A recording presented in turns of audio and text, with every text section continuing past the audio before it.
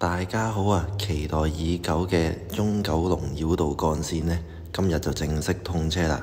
咁今日我就率先同大家行下呢條繞道啦，同埋講解下各個出入口啦，有啲咩需要特別注意嘅地方啦。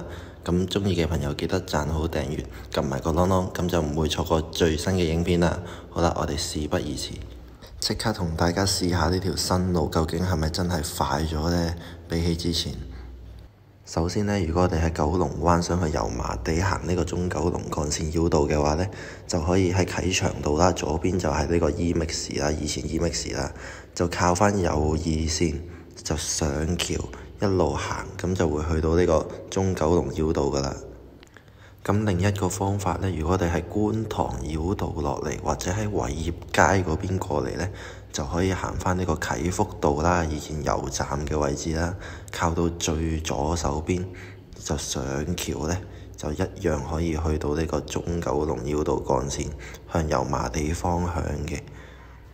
咁另外第三個方法就係喺呢個郵輪碼頭嗰邊去入啦。咁啊，呢個第一個迴旋處啦，郵輪碼頭轉出嚟就轉左，跟住一路直行呢，就會見到有第二個迴旋處。喺第二個迴旋處嗰度一轉右就已經見到油麻地牌，一路行就係落到去中九龍幹線啦。好啦，九龍灣嗰邊嘅入口呢，大致上就係呢幾個嘅啫。咁之後呢，就講下油麻地嗰邊嘅出口啦。咁首先呢，如果我哋想喺大角咀嗰邊出呢，咁我哋就要靠到左二線啦，咁就上呢條橋啦，跟住一落去呢，就已經係呢個連翔道，再靠左就已經去到大角咀1號銀海嗰邊嘅。咁如果我哋想去呢個高鐵站嘅話呢，就要靠到最左邊啦，喺油麻地方向嗰邊出啦。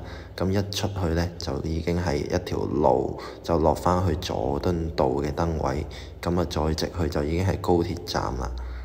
咁啊，示範埋去葵涌啦，上3號幹線方向。咁一入隧道呢，靠到最右線或者中線都得嘅。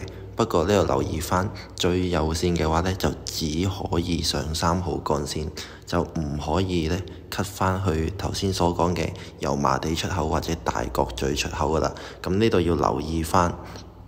咁好啦，而家我哋跟住右邊線呢，一路直行呢，咁就可以好順利咁樣直接出到去3號幹線往葵涌及機場嘅方向嘅。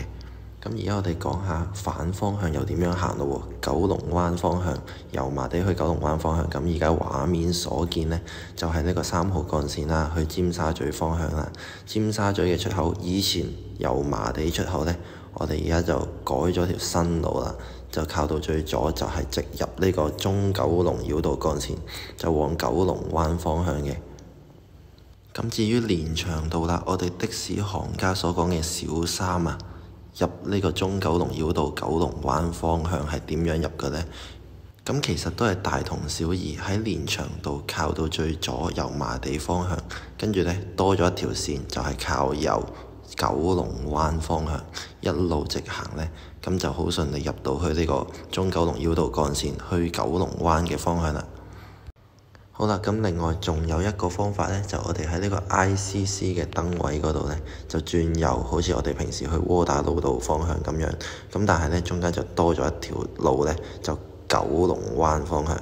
咁如果你喺西隧入或者喺呢個 ICC 呢邊落嚟呢，都係一樣嘅啫。好啦，到最後我哋講埋呢個九龍灣方向嘅出口啦。咁其實有幾個嘅。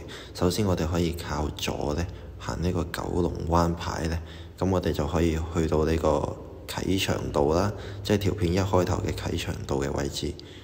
咁九龍灣方向嘅出口呢，除咗可以去到九龍灣啟祥道嗰邊之外呢，亦都可以靠到最左跟啟德牌呢，就可以直接去到呢個啟德體育園嗰邊嘅。咁好啦，另一個出口呢，就應該係我哋大家最常用嘅出口啦，就係直上觀塘繞道啊。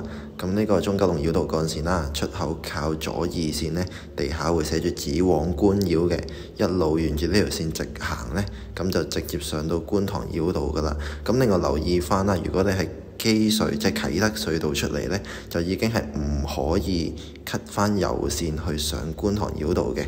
咁就一定要行翻個 MegaBox 嘅燈位，或者去觀塘道嗰邊先至可以去到將軍澳啊、油塘嗰邊嘅方向嘅。咁啊，除非你係巴士啦。咁好啦，九龍灣方向嘅最後一個出口呢，就係靠右兩條線嘅，就係去郵輪碼頭方向啊。咁有啲人呢喺度問啊，喂，點解要設計兩條線去郵輪碼頭方向，反而得一條線去觀塘繞道呢？明明觀塘繞道呢個實用性應該比較大嘅喎。咁但係其實呢，佢係配合呢個 T2嘅工程，即係呢，中九龍幹線呢，其實有第二階段未完成嘅。咁而家所見右手邊嗰啲水馬閘住咗呢，就係呢個第二階段嘅中九龍繞道幹線啦。咁遲啲呢，就會係直接通往呢個將藍隧道嗰邊。咁啊，大家入將軍澳呢，就唔需要再上呢個觀塘繞道啦。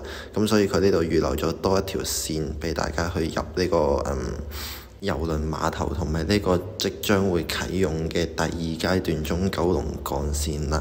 好啦，今日呢條片嚟到呢度，鍾意嘅朋友記得讚好訂閱，撳埋個啷啷，咁就唔會錯過最新嘅影片啦。我哋下次再見。